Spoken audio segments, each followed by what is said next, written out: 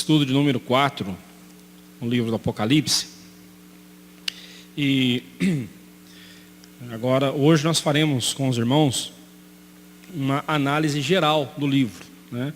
Alguns dados que são importantes os irmãos terem para melhor compreensão quando estivermos estudando o livro, né, versículo por versículo, né, capítulo por capítulo, né?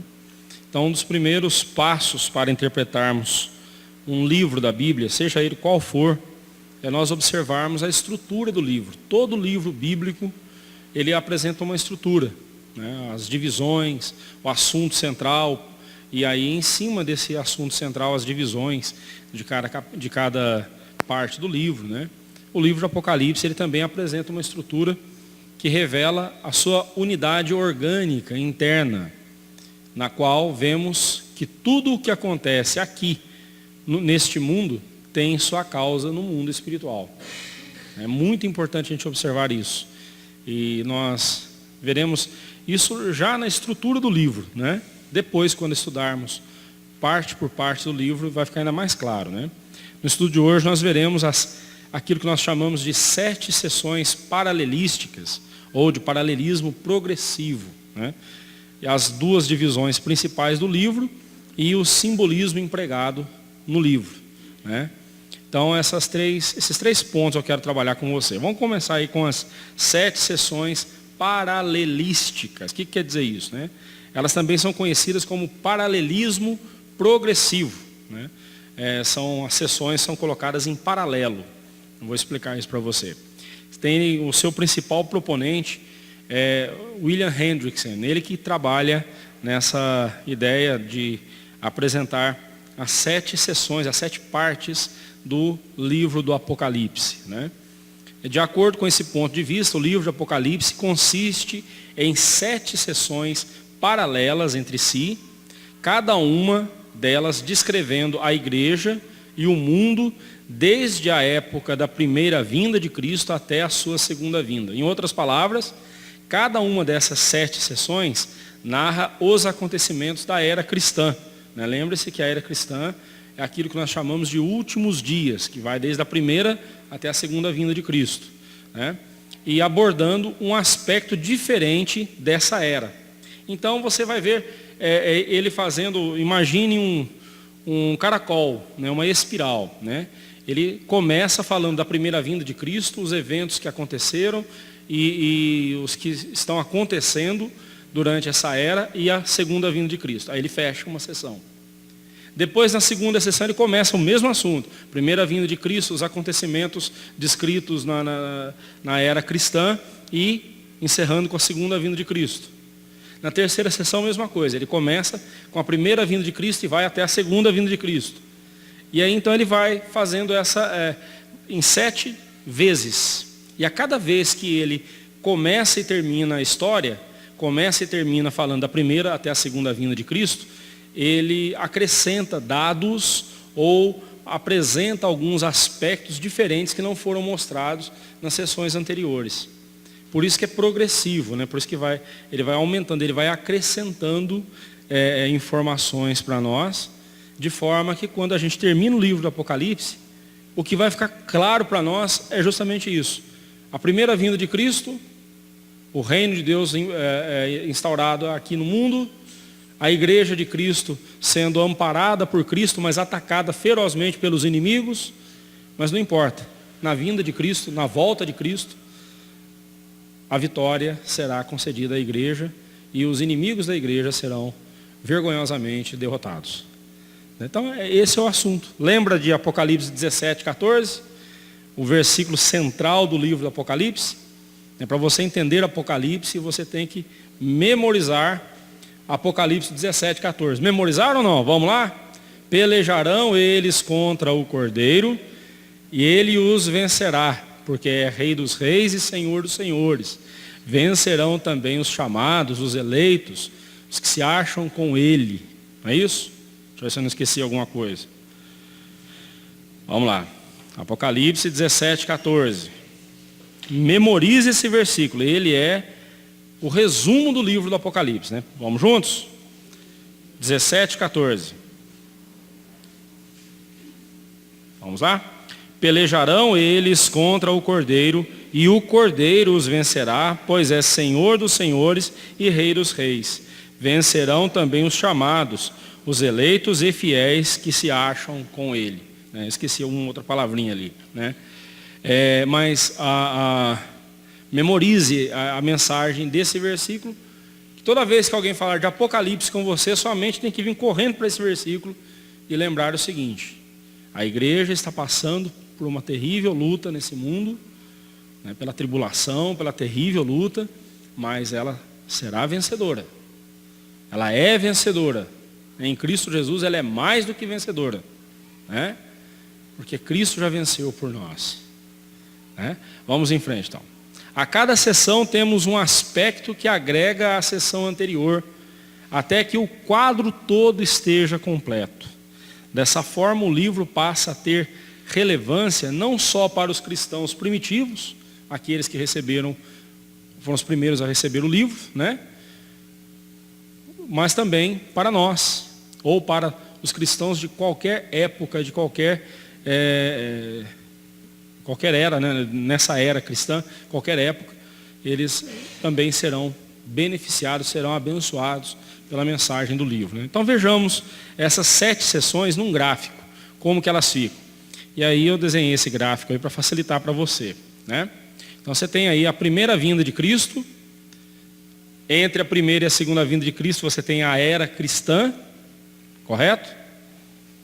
Você tem a era cristã aí. E então as 7 sessões repetindo-se, conforme a ocasião. Vamos lá? Então vamos ver a primeira sessão. Cristo no meio dos 7 castiçais. Os 3 primeiros capítulos. Mantenha sua Bíblia aberta. Vai lá comigo, por favor. Nós vamos passear pelo livro todo hoje. A primeira sessão vai do capítulo 1 até o capítulo 3, onde nós temos a revelação de Jesus ali para João. Estes castiçais são as 7 igrejas. Está claro, tá o texto. A gente não precisa ficar inventando coisa. O texto, muitas informações do Apocalipse, ele se auto-explica. Por exemplo, 1:20. Quanto ao mistério das 7 estrelas que vistes na minha mão direita, e os 7 candeeiros de ouro, as 7 estrelas são os 7 anjos das 7 igrejas, e os 7 candeeiros são as 7 igrejas. Quem são os anjos da igreja? Nós vamos ver isso depois, com detalhes, nós vamos trabalhar tudo isso com vocês, tá bom? Mas os 7 castiçais são as igrejas. Para cada uma, João escreveu uma carta. O número 7 ocorre com frequência no Apocalipse e sempre simboliza a perfeição no sentido de plenitude ou totalidade. No finalzinho da apostila de hoje, você tem ali uma descrição do simbolismo, do significado dos números em Apocalipse. Nós vamos ver daqui a pouco também. Então, simboliza a plenitude ou a totalidade da igreja através da sua existência até o final do mundo, até o final dessa era. Quando eu falo final do mundo, é o final dessa era, da era cristã, com a volta de Cristo. Assim interpretado, cada igreja individualmente aponta para uma condição que é constantemente repetida na vida da igreja de Cristo. Toda a era cristã foi abrangida nessa sessão. Então, do começo ao fim, do capítulo 1 ao capítulo 3, você tem a primeira vinda de Cristo, a era cristã, e a segunda vinda de Cristo. Você vai ver isso ali, com mais clareza, às vezes em outras sessões. Mas a primeira sessão é essa. Na segunda sessão do livro, você tem a visão do céu e dos selos, capítulo 4 até o capítulo 7, versículo 17. Olha lá, vai comigo lá. Capítulo 4, você tem lá a visão do trono de Deus, a visão do livro selado com os 7 selos e o cordeiro, e a visão do cordeiro. Capítulo 6, o cordeiro abre os selos, o primeiro até o 6º selo. E no capítulo 7, os 144.000 selados em Israel. Então você vê que o assunto principal aí são os selos. Nós vamos saber o que é isso também. Cristo no trono, adorado pelos que o rodeiam. Capítulo 4.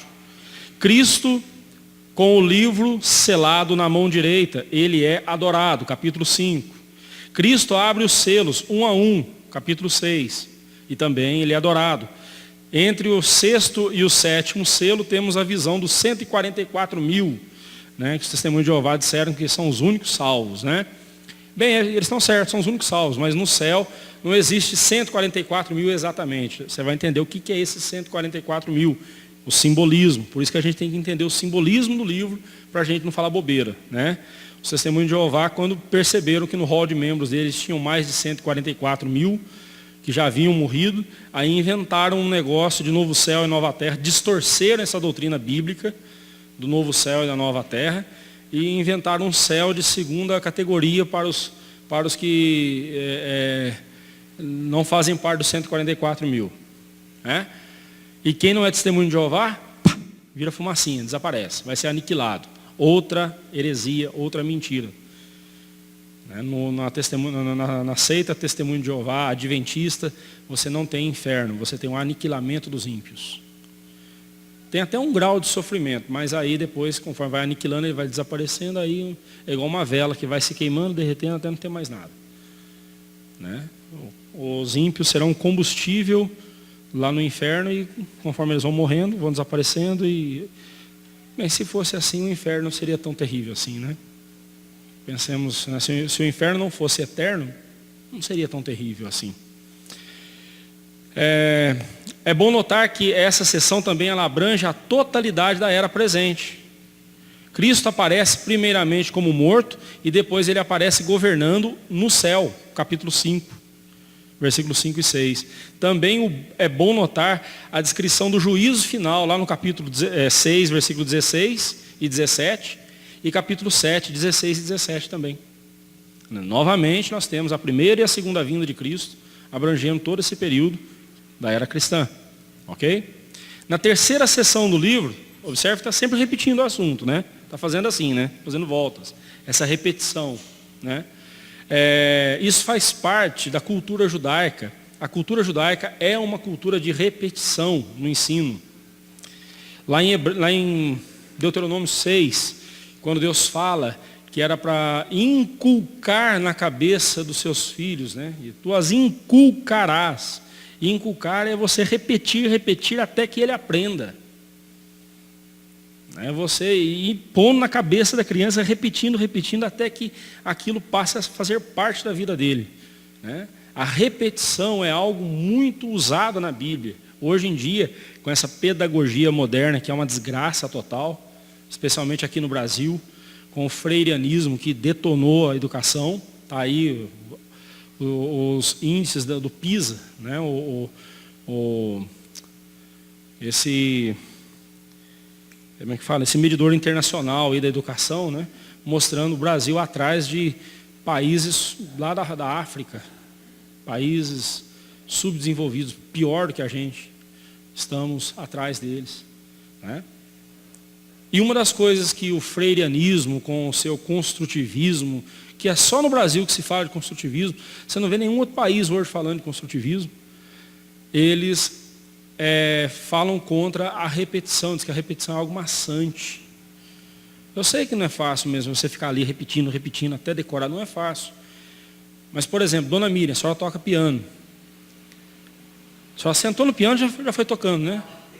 Quantas vezes a senhora repete uma música para a senhora poder executar essa música?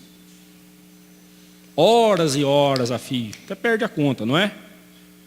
Até que se crie a famosa memória muscular. Repetição, meus irmãos, é algo sadio. Né? Quem tem filho pequeno aí, faça isso. Use o método da repetição. É preciso inculcar na cabeça da criança as verdades da palavra de Deus. Interessante que eles usam a repetição porque eles querem, né? Essas ideologias nefastas aí usam a repetição porque eles bem entendem, né? Mas para coisa boa não. A repetição não presta.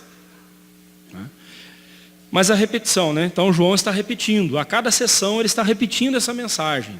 Cristo veio, a igreja a igreja de Cristo, ela sempre existe desde o Antigo Testamento, mas nós vemos Cristo comissionando a sua igreja, a igreja enfrentando lutas, passando por dificuldades, sendo perseguida. Cristo volta e sela o destino dos ímpios e coroa a igreja com vitória. Essa é a mensagem do Apocalipse, né? E João está repetindo ela pelo menos 7 vezes no livro, para que a gente possa então guardar essa mensagem, né? Então no capítulo 8 ao capítulo 11, verso 19, nós temos as 7 trombetas, né? Olha lá comigo, as 7 trombetas, né? Você pode conferir aí. As 7 trombetas que abalam o mundo representam a tribulação que sobreveio à igreja nesta presente era, né? Na era que nós estamos vivendo. No final de toda essa tribulação, temos novamente uma referência ao juízo final. Diz lá no capítulo 11, verso 15, o reino do mundo se tornou de nosso Senhor e do seu Cristo, e ele reinará pelos séculos dos séculos. Novamente, o período entre as duas vindas de Cristo é abrangido aqui, nesta sessão. Na quarta sessão do livro, repetindo pela 4ª vez a mensagem, nós vemos agora Cristo contra o dragão e os seus aliados, né, os aliados do dragão. A mulher e seu filho varão, clara referência ao nascimento de Jesus Cristo. Nós veremos que essa mulher aí não é Maria, essa mulher aí é a igreja de Cristo, né? É a igreja de Cristo. Nós vamos trabalhar isso com você no devido tempo. Quando o filho é levado ao trono de Deus, o dragão se volta contra a mulher usando seus agentes, né? Quando Cristo voltou aos céus, quando Cristo veio ao mundo, ele amarrou o valente. Satanás não pôde atrapalhar a obra de Cristo. Satanás fez de tudo para atrapalhar, mas não conseguiu. Ele não podia atrapalhar a obra de Cristo. Cristo voltou para o Pai. E agora então o dragão se volta contra a igreja. Investe todas as suas forças contra a igreja. Ele levanta a sua besta que sobe do mar, a besta que sobe da terra e a grande meretriz Babilônia. Não se preocupe, então vamos saber o que é isso aí no seu devido tempo, tá bom? E encerra novamente falando da vinda gloriosa de Cristo, no capítulo 14, versos 14 e 16. Né? Toda a terra, toda a era cristã novamente é abrangida. Né? Pela 5ª vez, João repete a mensagem essa mensagem do Apocalipse, agora na 5ª sessão, falando sobre as 7 taças. Taça sendo derramada, né, a figura de uma taça sendo derramada era a visão da fúria do rei. E de onde que vem essa ideia? Né? O rei ali assentado no seu banquete, sendo servido pelos seus serviçais, e aí um serviçal desajeitado vem, enche a taça do rei de vinho, e esbarra na taça e derruba a taça e faz aquela lambança na mesa, suja o rei. Como que o rei fica? Irado, furioso. Então a figura de uma taça sendo derramada sempre é associada à ira do rei, né? A ira de Deus. Por isso que sempre você vai ver na Bíblia essa figura sendo usada, quando usada para falar da ira de Deus, o furor. Quando Jesus fala de tomar o cálice da ira de Deus, Pai, se possível, afasta de mim esse cálice. Ele estava falando da ira de Deus sendo derramada sobre ele por causa do nosso pecado. É muito importante a gente observar isso, esses detalhes linguísticos, para a gente entender a mensagem. E aqui, as 7 taças são a ira, né? São menções da ira de Deus sendo derramada sobre os ímpios, né? Temos nesta sessão mais uma clara referência à ira divina na era presente agora. No final dessa era, Deus derramará a sua ira contra o mundo. É a justiça dele, né? Assim lemos, toda a ilha fugiu, os montes não foram achados. A ideia aqui é justamente do desespero que vai tomar conta do coração dos ímpios naquele dia, né? Novamente, toda a era cristã é abrangida nessas 7 taças, né? Pela 6ª vez, João repete essa história de novo, da vinda de Cristo, a vida da igreja nessa presente era, sofrimento e a vinda do Senhor, a volta do Senhor Jesus, né?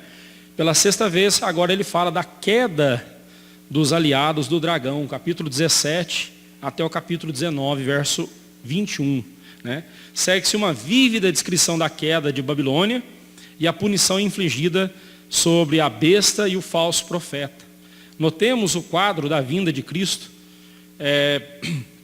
para o juízo, capítulo 19, verso 11 em diante, né?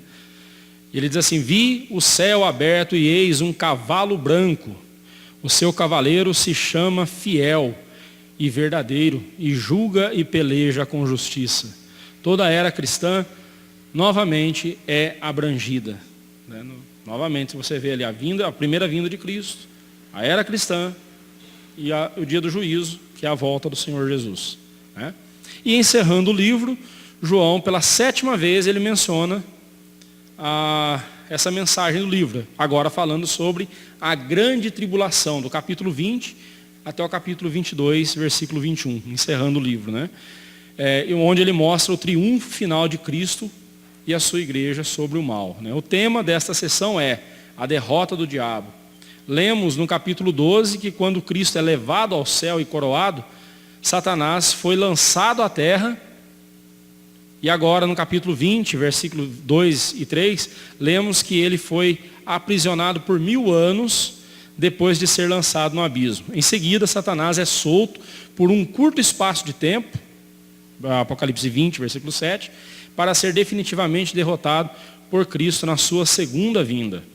Nesta vinda, o universo ruirá, deixando lugar para um novo céu e uma nova terra, a Jerusalém. Aí a nova Jerusalém, lá no capítulo 20, versículo 11. Então, novamente, ele pega do começo ao fim, falando sobre a primeira até a segunda vinda de Cristo. Então, essas 7 sessões, se você quiser chamar de 7 repetições, tanto faz. Eu falo sessões porque nós vamos abordar uma a uma, né? Então, mas são 7 repetições do assunto, a fim de que, quando você pegar o livro do Apocalipse, você vai saber o quê? Aqui trata da primeira vinda de Cristo, a situação da igreja enquanto Cristo não vem, esse período que é chamado de parousia, né? No grego, parousia, que significa o intervalo entre a primeira e a segunda vinda de Cristo e a segunda vinda. É disso que trata o Apocalipse. Se você guardou isso, você guardou o resumo do Apocalipse na sua mente. Com isso em mente, vai ficar mais fácil agora você entender o texto. Se você se esforçar um pouco mais e guardar os capítulos de cada uma dessas 7 sessões, vai ficar ainda mais fácil para você. Se você quiser pegar uma caneta e ir marcando na sua Bíblia, aqui começa a primeira sessão e aqui termina a primeira sessão, aqui começa a segunda, aqui termina a segunda, para você, quando estiver lendo o Apocalipse, você saber, né? Você vê essa repetição, né? Isso vai ajudar você a entender a mensagem do livro, tá? Uma cuidadosa análise do livro do Apocalipse ficará bem clara que essa divisão em sessões paralelísticas, mostrando que a cada nova sessão a história da igreja inicia-se com a primeira vinda de Cristo e encerra-se com o juízo na segunda vinda, né? Faltou um verbo aí, né? Uma cuidadosa análise do livro, ficará bem claro, tá certo. Não faltou nada não. Outros argumentos aí em favor dessas sessões paralelísticas, né? Fazendo uma análise dessas sessões, encontramos outros argumentos que são pontos que elas têm em comum. Olha só que interessante. Quando se fala do tempo, você vai encontrar essas expressões. Por exemplo, na terceira sessão paralelística, do capítulo 8 ao capítulo 11, você vai encontrar as seguintes expressões. Lá no capítulo 11, versículo 2, 42 meses, ou 1260 dias. Faz as contas aí, quantos dias tem 42 meses? Você vai ver lá, 1260 dias. Na quarta sessão, você tem 1260 dias, ou tempos e metade de um tempo. Essa aqui do capítulo 12, versículo 14, você encontra em Daniel também. Lembra por quê? Porque Daniel também é uma literatura apocalíptica, uma literatura de consolo, uma literatura que Deus dava, uma mensagem que Deus dava em tempos que o seu povo estava sofrendo na mão dos inimigos.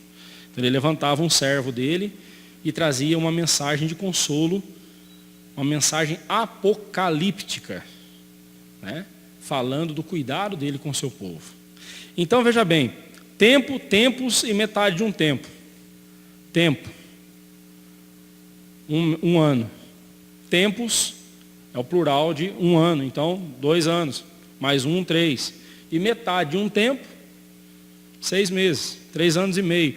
Quantos anos tem 42 meses? 3 anos e meio. Quantos dias? 1.260 dias.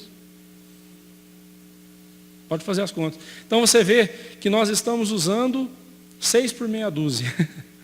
Nós estamos falando a mesma coisa, só que com palavras diferentes. Dependendo do momento do livro, se fala com palavras diferentes. Ficou claro? Vamos em frente. As trombetas e as taças. Isso aqui é muito interessante. A trombeta era sinal, aviso de que algo grandioso estava para acontecer. Anunciando a chegada, geralmente, anunciando a chegada do rei. Por isso que fala que na volta do Senhor Jesus, a trombeta soará, né? Eu, como gosto de trombone, então nesse dia eu vou vibrar, né? Mas não por causa da trombeta, por causa de Jesus, né? Por causa de Jesus.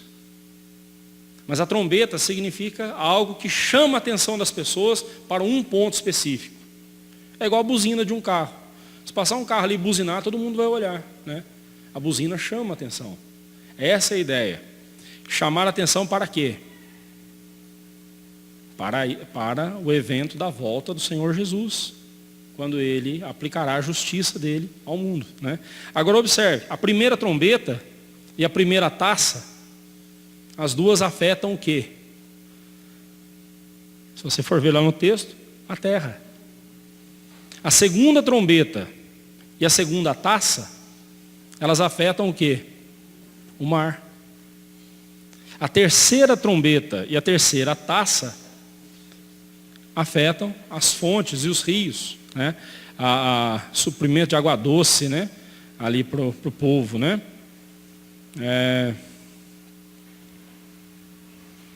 Tem uma coisa errada aqui, só um minutinho. Deixa eu corrigir rapidamente aqui.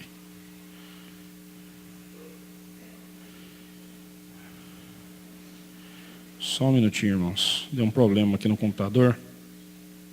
Já.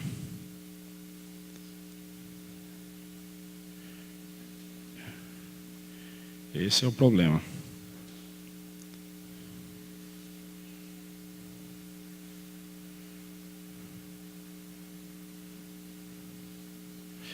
Vamos lá. A quarta trombeta e a quarta taça, elas juntas afetam o sol, né? O sol se escurecerá, né? Então você vê aí as duas, né, elas atuando juntas aí. A quinta trombeta e a quinta taça referem-se ao abismo ou ao trono da besta. A sexta trombeta e taça referem-se ao rio Eufrates. A sétima trombeta e a sétima taça referem-se ao juízo final, né? É interessante você ver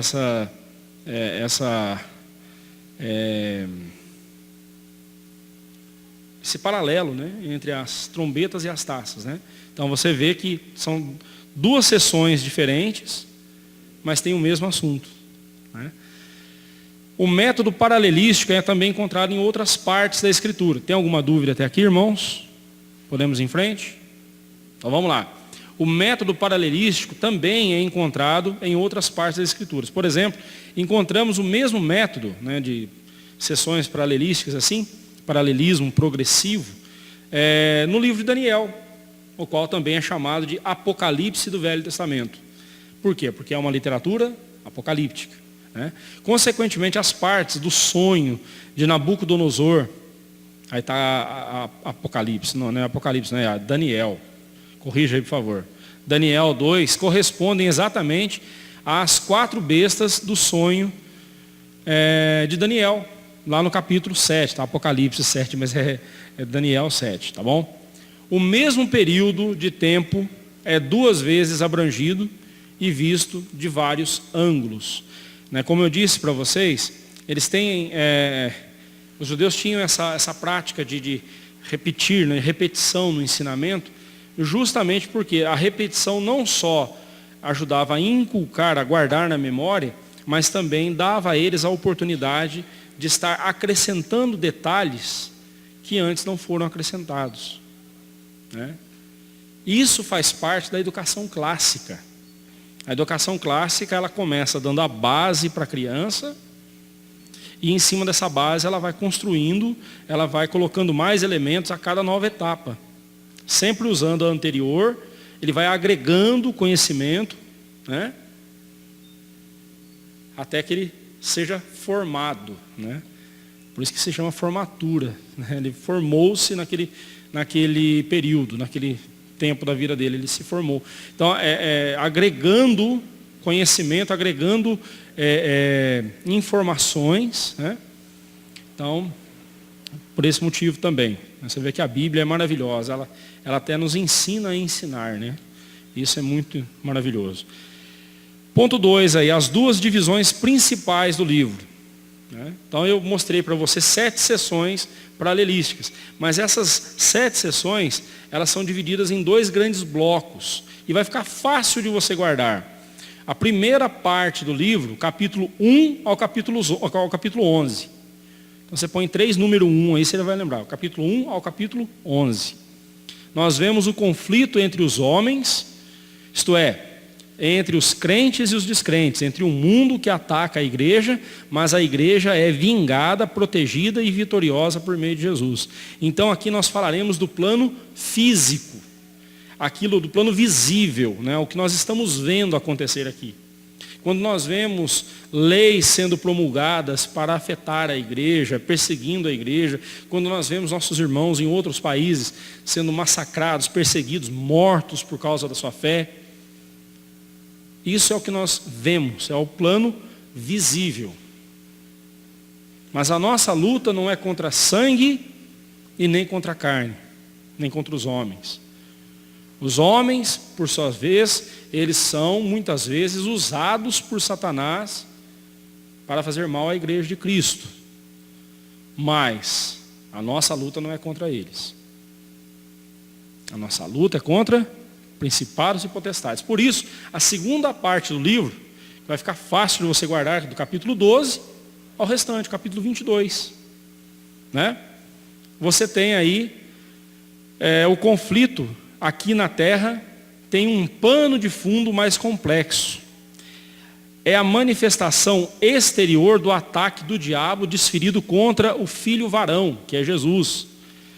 O dragão ataca a Cristo. Uma vez expulso, o diabo, ele dirige toda a sua fúria contra a igreja.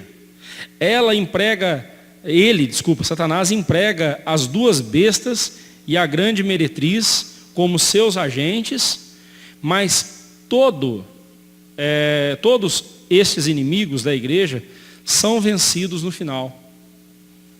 É evidente que as sessões que compõem esta segunda divisão, ainda que sincrônicas, acontecendo ao mesmo tempo, paralelo, apresentam uma história continuada. O dragão, as bestas e a meretriz, note-se a ordem, atacam a igreja. Mas aí, quando Jesus vem e opera o seu juízo contra eles, começa com a grande meretriz, a besta e depois o dragão, na ordem inversa. E eles são derrotados. Na história da igreja cristã, sempre encontramos os opositores humanos, mas estes não são os verdadeiros inimigos dela. A luta da igreja é contra os principados e potestades, contra os dominadores deste mundo tenebroso, contra as forças espirituais do mal nas regiões celestes. Nos diz o apóstolo Paulo, lá em Efésios 6:12. Então, quando você estiver passando por uma luta, lá no seu trabalho, ou quando você estiver enfrentando uma luta nessa vida,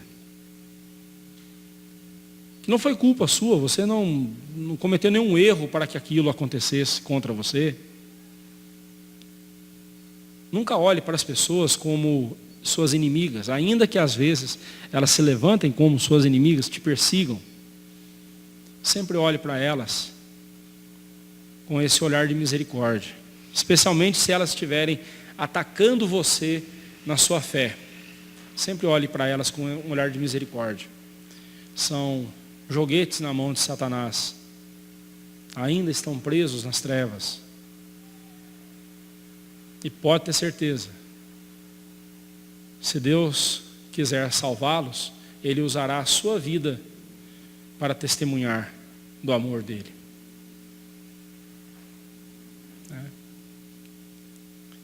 Conta-se que na época da patrística, ali entre os 4 primeiros séculos da igreja cristã, os cristãos, eles,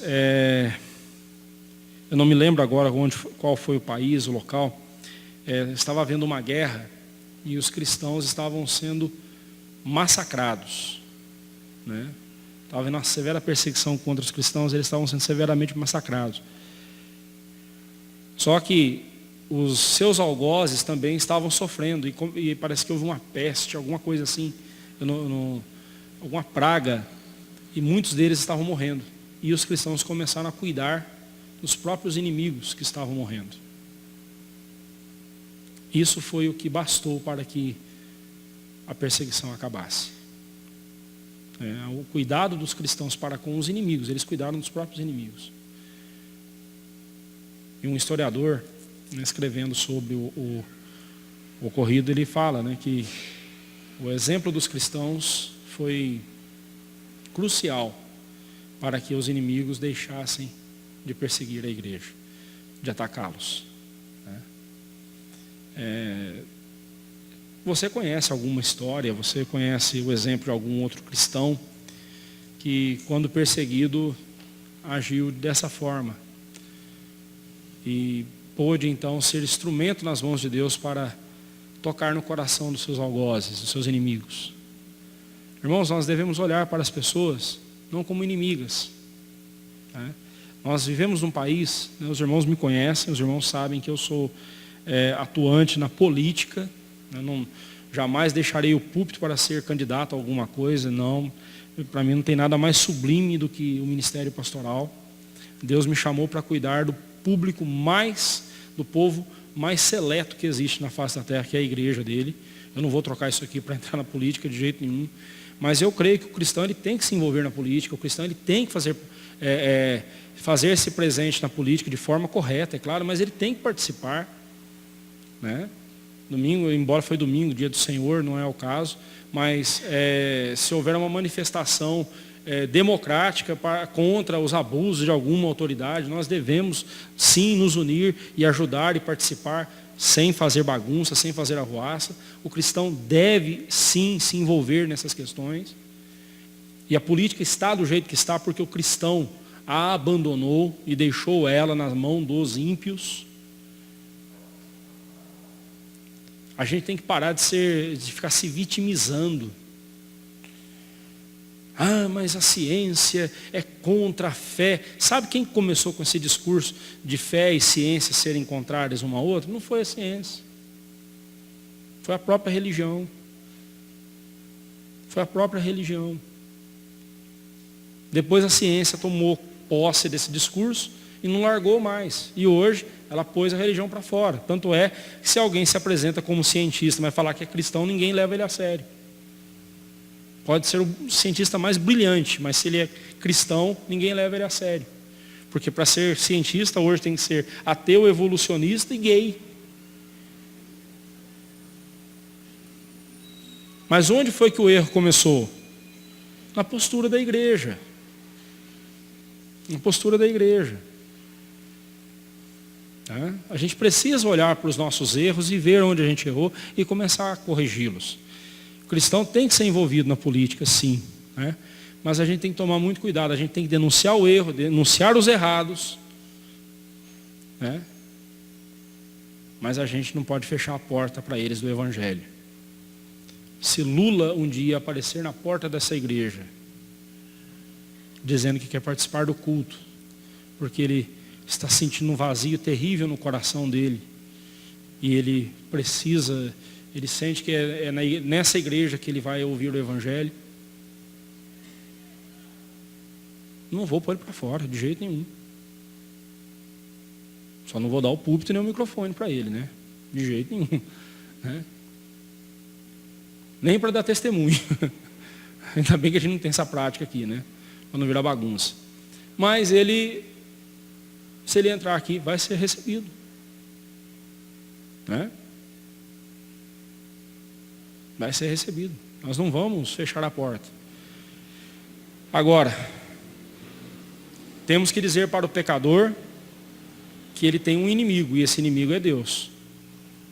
Enquanto ele não se reconciliar com Deus, ele está numa situação complicada. Ninguém pode livrá-lo da ira de Deus, a não ser o próprio Deus. Né? Então, vamos deixar de se fazer de vítima e começar a assumir o papel nosso. Influenciar, falar, pregar a verdade, se vão nos ouvir ou não, se vão nos apedrejar ou não, mas a gente não pode se calar. Né?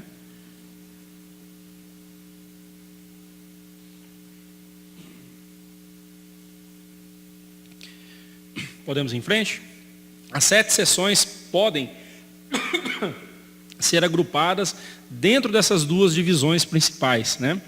A primeira divisão principal, como eu mostrei, capítulo 1 ao capítulo 11, e a segunda, capítulo 12 a 22. Né? Sendo que na primeira divisão você tem as 3 primeiras sessões paralelísticas e na segunda divisão as 4 sessões paralelísticas, né? As 4 últimas. Olha aí esse gráfico abaixo aí, você tem uma ideia melhor. Né? É importante lembrarmos que, embora tenhamos apresentado 2 divisões principais no livro, não devemos esquecer que ele é uma unidade, é um livro só, que se repete em 2 sessões, 2 sessões maiores que se dividem em 7 sessões menores. Né? E ao tratarmos das 7 sessões e das 2 partes principais, não podemos esquecer que o livro trata da luta da igreja contra o mundo, a qual é resultado da luta entre Cristo e o diabo. Né? Obviamente, não estou aqui sendo maniqueísta, colocando Jesus e o diabo como forças opostas, que são mesmo, eles são opostos entre si, mas com o mesmo poder. Não hipótese alguma. Satanás é capaz de Jesus. Quem foi amarrado foi Satanás. Quem foi preso foi Satanás. Né? Eu sei que você deve estar com essa pergunta na cabeça, eu já vou respondê-la já, né? Sem querer dar onde adivinho, porque adivinhos não herdarão o reino dos céus, né? Deus me livre. Mas, pastor, mas se Satanás está amarrado, como que se justifica tanta maldade acontecendo aí fora? Primeiro, nós não podemos esquecer que é Satanás que está amarrado, não os pecadores. O pecado aí fora é coisa dos pecadores. Tá? Mas Satanás está fazendo o estrago dele? Está. Mas está amarrado ou não está? Né? O que significa dizer que Satanás está amarrado? Quando Jesus lá em Mateus fala que o valente vem, amarra, o mais valente vem, amarra o valente, tal, ele se refere ao seguinte: Satanás foi impedido de impedir o avanço da igreja. Nessa era cristã, não houve um lugar sequer onde Cristo quis que a sua igreja estivesse presente, que Satanás tenha impedido. Onde o evangelho não prosperou, não foi porque Satanás foi mais forte que Jesus, não. Foi porque Jesus não quis. Porque onde Jesus quer que a igreja dele chegue, ela chegará. É nesse sentido que Satanás foi amarrado. Ele foi impedido de impedir o avanço do evangelho às nações. Lembre-se que primeiramente o evangelho foi anunciado a quem? Aos judeus. Satanás fez de tudo para matar Jesus quando bebê, fez de tudo para fazer Jesus pecar e estragar a obra dele, fez de tudo para que Jesus descesse da cruz e não cumprisse a obra dele. Mas, quando Jesus enviou os discípulos, ali, né, os 70, quando ele enviou os 70, eles voltaram regozijantes, porque até os demônios se submetiam a eles. Aí Jesus falou, olha, vocês não deviam estar felizes por isso. Isso aí é o mínimo que vai acontecer. Vocês deviam estar felizes porque o vosso nome está arrolado no livro da vida. Isso é o que importa. Né? Lembra que até Judas estava no meio dos 70, hein? Até Judas expulsou o demônio, hein? Porque o que importa não é quantos milagres. Jesus não vai cobrar de você os milagres que você fez ou deixou de fazer, até mesmo porque não é você que faz milagre. Jesus não vai cobrar de você quantos demônios você expulsou. Mas Jesus vai cobrar de cada um de nós como nós usamos os dons que Ele nos deu para uma vida de santidade e não usamos. Mas voltando, então lembre-se disso. O plano físico, você tem aí as 3 primeiras sessões paralelísticas até o capítulo 8, até o capítulo 11, versículo 19, né? E a primeira divisão do livro.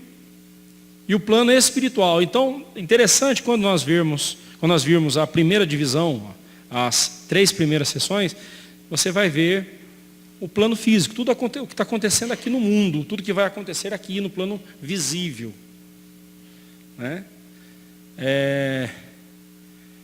E quando nós virmos as 4 últimas sessões, nós vamos entender o porquê que isso aconteceu aqui no plano visível. Por quê? Porque estava acontecendo no plano espiritual, né?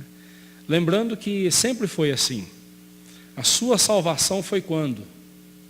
Quando que a sua salvação foi determinada por Deus?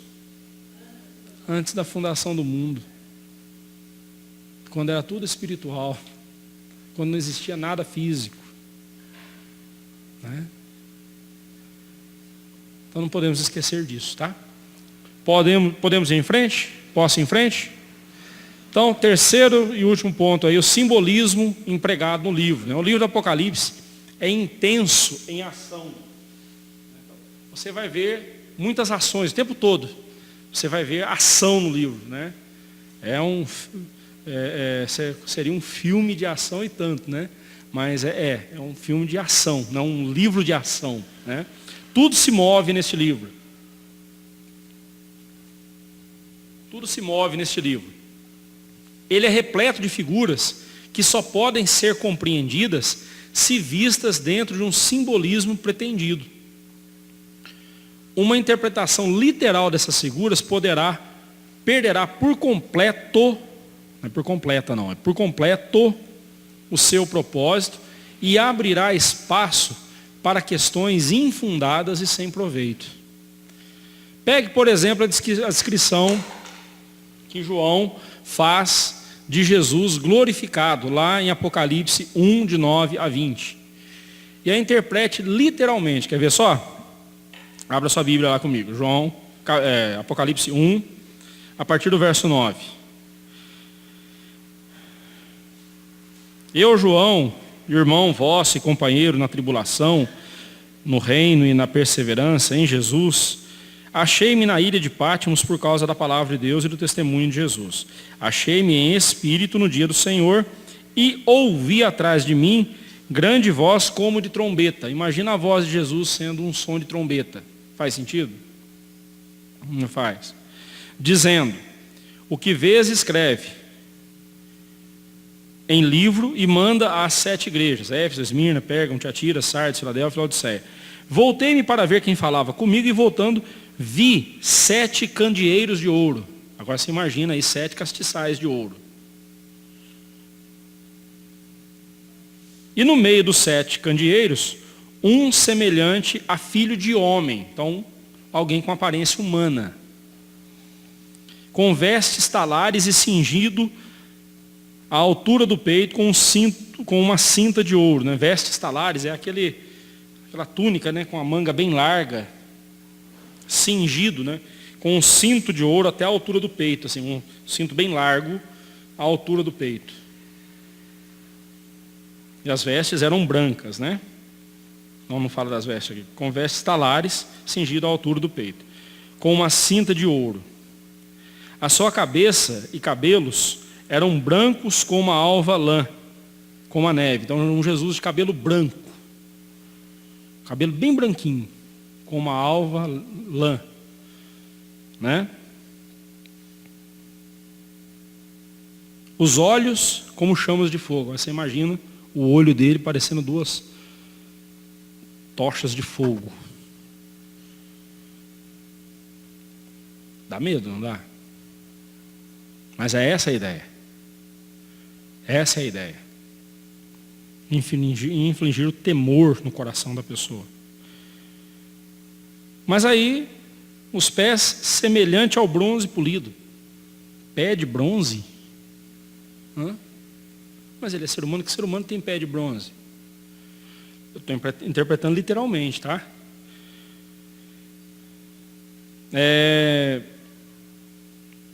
Pé de bronze, polido, como refinado numa fornalha, a voz como de muitas águas. Mas não é como trombeta? Agora é como água. Uma vez eu fui com a Janaína, no rio Corumbá, no Salto Corumbá, lá em Goiás, naquela região de Goiás. É uma visão linda demais de se ver. Eu fiquei com muita vontade de ir nas cataratas do Iguaçu, diz que é muito maior, né? Mas eu estava do lado da Janaína, de frente para a cachoeira, você não consegue falar, você não consegue entender, a pessoa gritando na sua orelha, de tão forte que é o barulho da água.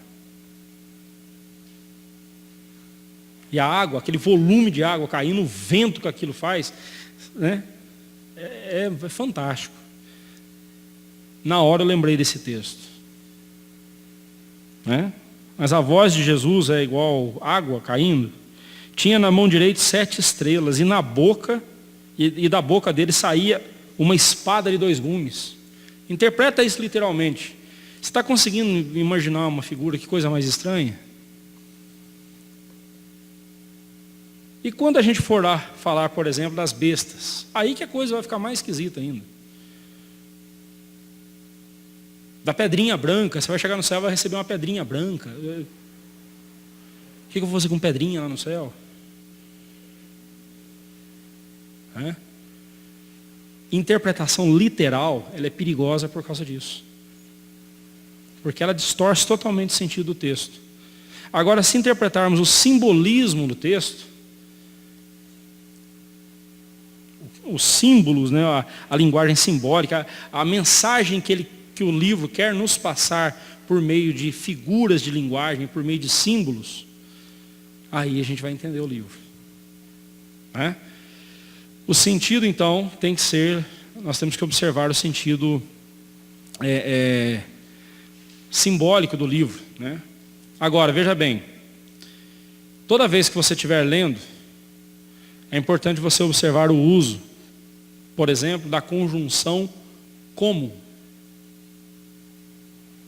introduzindo uma comparação e indicando que algo é feito ou acontece do mesmo modo que a outra coisa. Por exemplo, olha só, no versículo 10. A sua voz, né, a grande voz, ouvi atrás de mim, por detrás de mim, grande voz, como de trombeta. Ele não falou que era trombeta, ele falou que era como de trombeta. O como aí faz toda a diferença. Porque o como eu estou comparando. Né? Estou fazendo uma comparação. Por exemplo, esse ventilador é como um helicóptero. O que você entende disso? Que ele é um helicóptero? Não, ele é como um helicóptero. A hélice dele gira e faz vento. É isso que eu quis dizer. Né? Ele é feito ou acontece do mesmo modo que a outra coisa com a qual ele está sendo comparado. Então, quando fala que a voz de Jesus era como trombeta, se eu pegar o meu trombone e tocar aqui, todo mundo vai olhar para ele, ou vai sair correndo, né? Porque ninguém aguenta barulho. Mas a ideia é justamente essa, a voz de Jesus aqui chamando a atenção para Jesus. Por isso que João ouviu a voz de trás dele, e o que ele fez logo em seguida? Ele voltou-se. Ele voltou-se para ouvir quem falava com ele. Olha o verso 12. Voltei-me para ver quem falava comigo. Então a voz fez o que ela queria, o que ela pretendeu. Como uma trombeta, ela chamou a atenção dele. Agora, quando diz que a voz dele é como de muitas águas, é justamente essa figura que eu falei aqui, lá do Salto Corumbá. Quando Jesus fala, nenhuma outra voz se ouve, todas as vozes se calam. Quando Jesus fala, todo mundo fica mudo, porque a voz dele é acima de todas, a voz dele abafa todos os outros sons. Isso mostra para mim o quê? Poder. Quando fala do cabelo branco dele, eu não devo imaginar um ancião de cabelo branco, eu devo imaginar o quê? O cabelo branco comunica autoridade. O cabelo branco comunica autoridade, especialmente na cultura judaica. As cãs mostram alguém que venceu, e não só venceu, mas que Deus não pesou a mão contra ele durante a vida. Deus não o castigou durante a vida com a morte, porque ele ele andou de forma irrepreensível na presença de Deus. Essa é a ideia das cãs, né, do cabelo branco. Os olhos como chamas de fogo. O que o fogo faz? Ele tanto destrói como purifica. O olhar de Jesus para mim nas Escrituras é algo que me impressiona. Os evangelhos, quando falam de Jesus fitando nele o olhar, Pedro foi chorar. Jesus não falou nada, só olhou para Pedro. No outro caso lá, da pessoa que ele curou, fitando nele os olhos, o amou.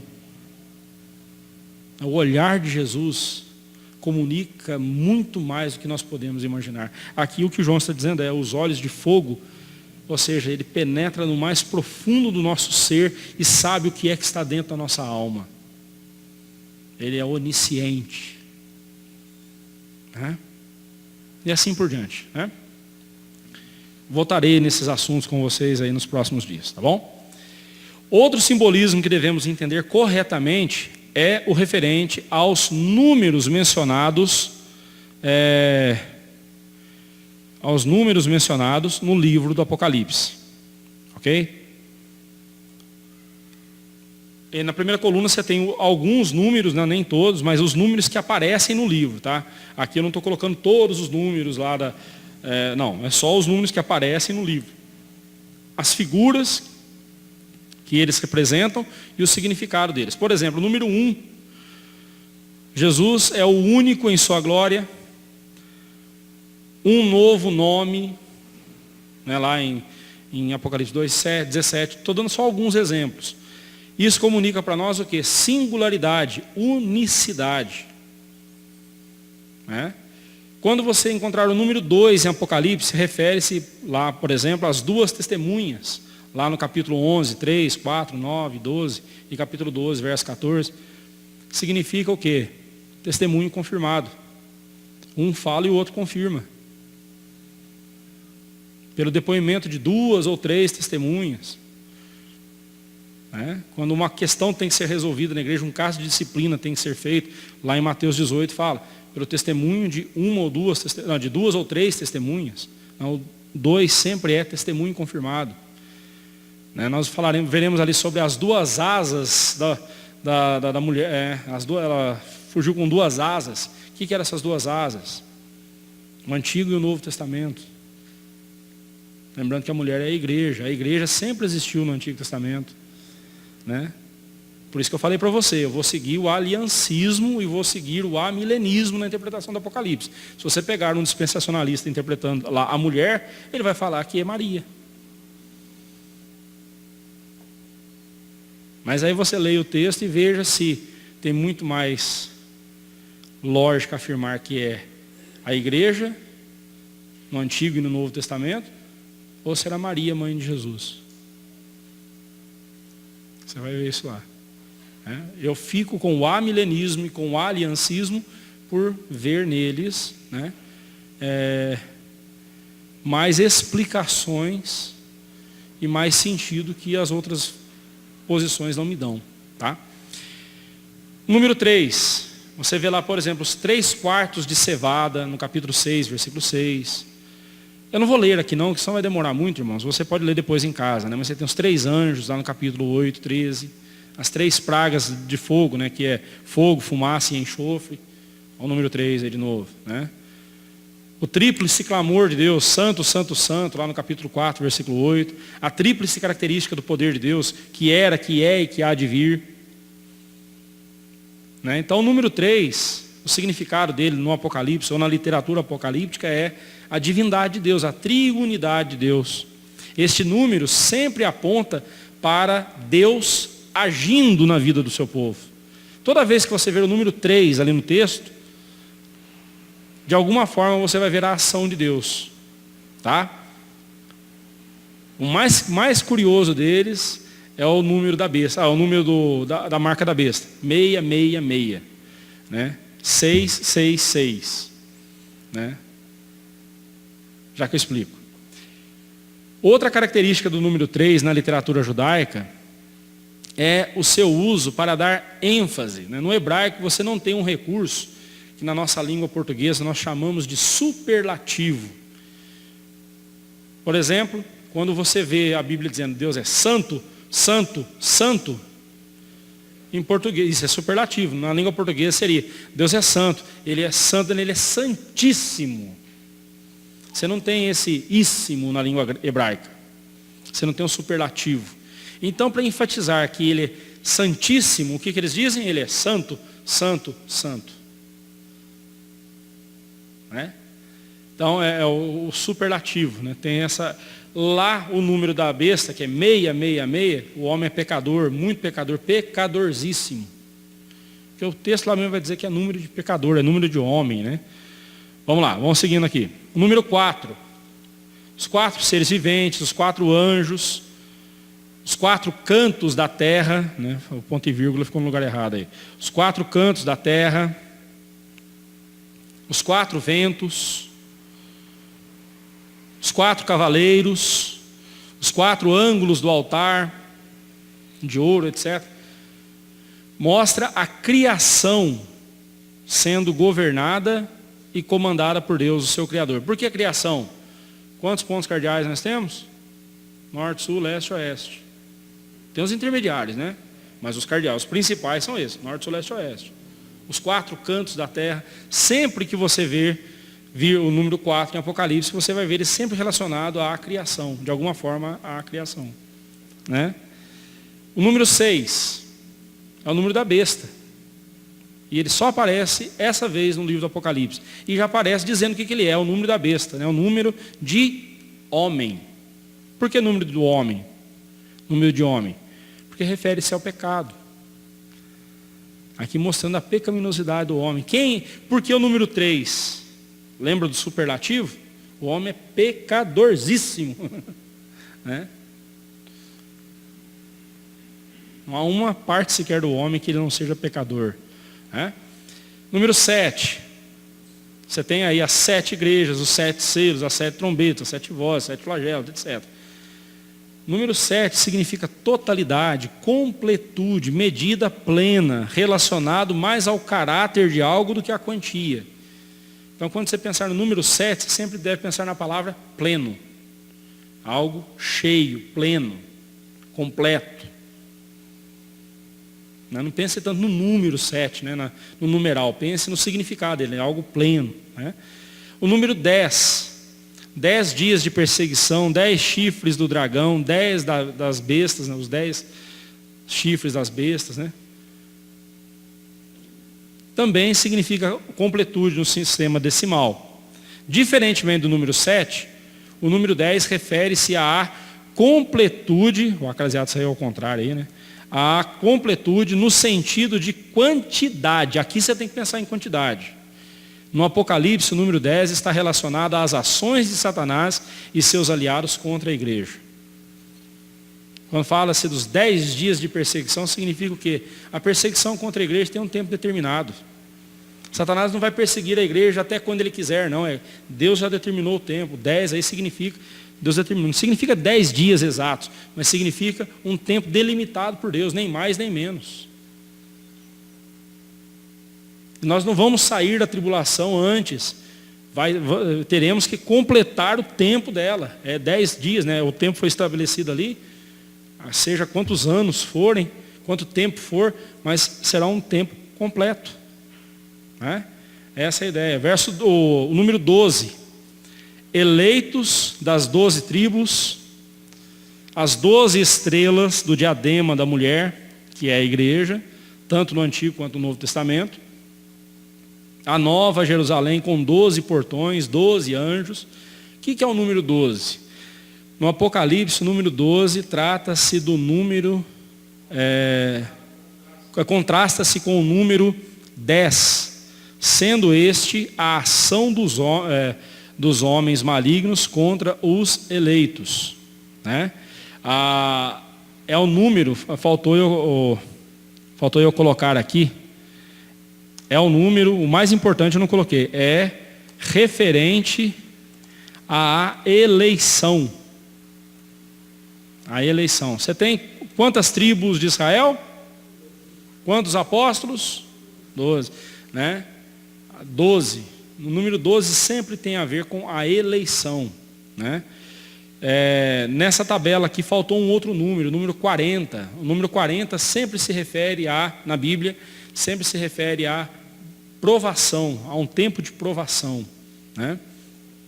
Mas vamos lá, voltando aqui para o número 24. Número 24, você tem lá os 24 anciãos, né, um número que aparece lá. Refere-se à eleição também, só que apontando para os eleitos do Antigo Testamento, somados aos eleitos do Novo Testamento. 12 vezes 12, 2 vezes 12, 24. Então refere-se, quando eu falo dos 24 anciãos, está falando de nós. Está falando de todos os salvos, de todos os eleitos, na presença de Jesus.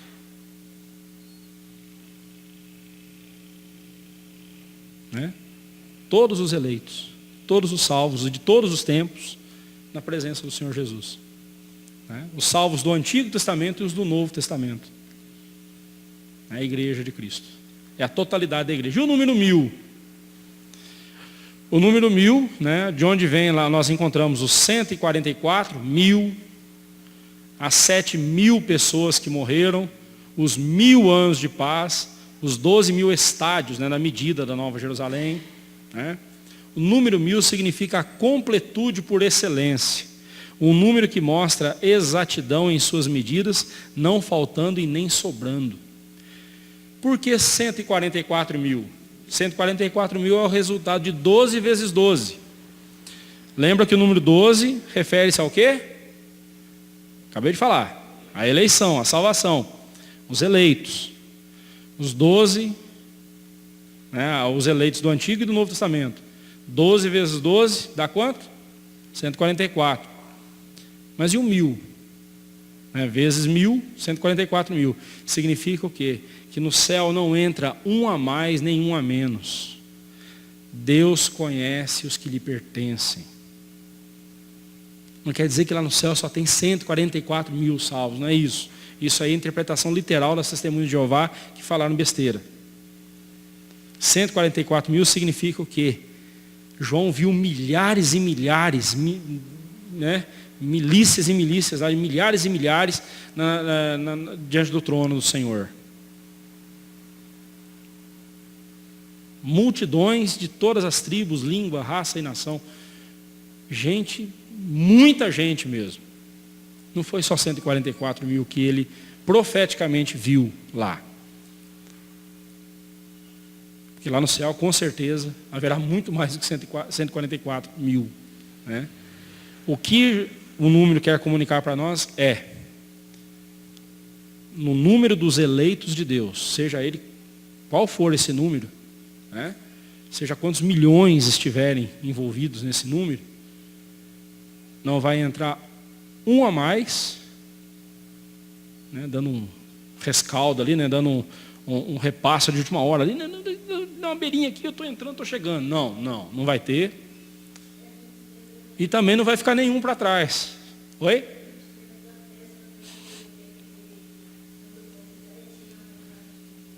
Então, ele não estava preparado. Não entrou. Agora, o que é estar preparado ali? A gente acha que é a gente estar preparado. Não, ali é ser eleito por Deus. Nessa parábola que a irmã citou. Entenda isso. Aquele livro, aquela série que virou best-seller e até virou filme, né? Deixados para trás, já começa errado pelo nome, né? Que deixado tem sempre para trás, né? Para frente você não deixa nada, né? Para frente você empurra, para trás que você deixa. Tem que ser deixado para trás, já começa uma redundância no nome, né? Mas não vai ficar ninguém vai ser deixado para trás, nenhum dos eleitos de Deus. Jesus disse que Ele conhece os que lhe pertencem, das mãos dele ninguém pode nos arrancar, ninguém pode nos arrebatar das mãos de Jesus. E Ele falou, eu não perdi nenhum dos que o Senhor me deu. O sacrifício de Jesus é pleno para salvar os eleitos. Nenhum eleito será deixado para trás porque o sacrifício de Jesus falhou, né? Ressaltamos aqui, concluindo o estudo de hoje, ressaltamos aqui que a interpretação que adotamos, né, a milenista, respeita o simbolismo das figuras do livro do Apocalipse. Por simbólico, não estamos diminuindo sua importância, mas buscando o sentido pretendido com o uso de uma figura. É importante a gente respeitar isso. Ok? Eu creio que semana que vem, se eu não julgar que outra coisa seja importante passar antes para os irmãos, eu creio que não, acho que aqui o que eu já passei para os irmãos aqui já dá para a gente começar a interpretar o livro do Apocalipse. Semana que vem a gente já começa de vez o livro do Apocalipse, tá bom? Deus abençoe.